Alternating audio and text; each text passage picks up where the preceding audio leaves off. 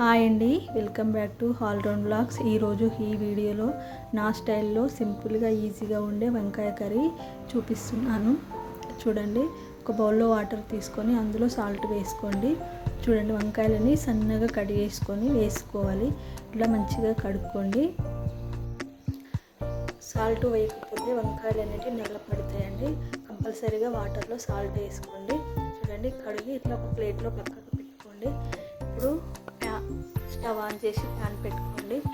ఇందులో నేను 2 టేబుల్ స్పూన్ల పల్లీలు, 1 టేబుల్ స్పూన్ ధనియాలు, 1/2 టేబుల్ స్పూన్ జీలకర్ర తీసుకొని వేయించుకుంటున్నాను. చూడండి, ఇవి మంచిగా వేగించుకోవాలి. ఇవి వేగిన తర్వాత ఒక ప్లేట్లో తీసుకొని పక్కకు పెట్టుకోవాలి. ఇప్పుడు మనం కర్రీ రెడీ చేసుకుందాం.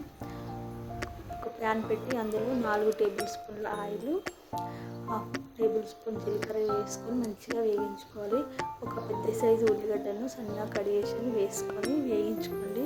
ఇందులోనే నేను అల్లం వెల్లిగడ్డ పేస్ట్ వేసి కూడా పచ్చి వాసన వేయేంత వరకు వేయించుకున్నాను. ఇప్పుడు చిటికెడు పసుపు వేసుకోవాలి.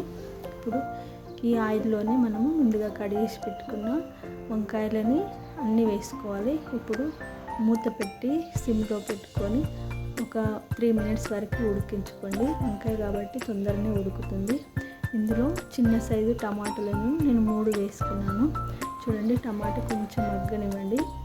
ఇందులో 1.5 table spoons salt, 1 table spoon కారం వేసానండి. మీ టేస్ట్కి తగ్గట్టు ఉప్పు కారం వేసుకోండి. చూడండి, ఒకసారి ఉప్పు కారం వేసినాక ఇట్లా కలుపుకొని ఆయిల్లో కాసేపు మగ్గనివ్వండి. ఇప్పుడు నేను ఇందులోనే కొన్ని వాటర్ యాడ్ చేసుకున్నాను. చూడండి, మూత పెట్టి మంచిగా ఉడికించుకోవాలి.